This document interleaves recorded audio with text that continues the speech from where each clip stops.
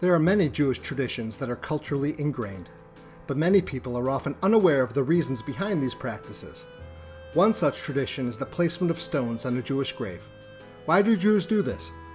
Perhaps you've noticed that Jews traditionally do not send flowers to the family of the deceased, and Jewish funerals usually are not adorned with flowers, as is common in Christian ceremonies. There are a number of reasons that this has been the case. In ancient times, it was not always common to have a tombstone engraved with the name of the deceased.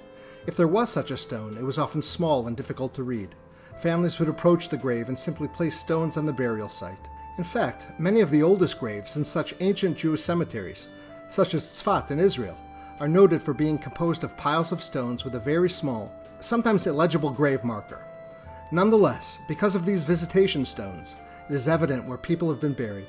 These visitors were quite literally keeping the memory of the deceased alive by visiting and placing these stones upon the grave. Many also have held that placing a stone upon the grave allows a visitor to participate in the mitzvah of burial, kvura. The visitor is, in a sense, participating in the burial of the deceased by this simple act. Flowers, cut from their roots, will soon shrivel and die. Their color and vibrancy is only an illusion. A stone, on the other hand, is enduring. There's a sense that money spent on elaborate flower arrangements would be better spent on charity, tzedakah. One will often see Jewish obituaries asking mourners to make a charitable gift to an organization important to the departed in lieu of flowers. There are many profound and beautiful practices found within Jewish traditions of burial and mourning.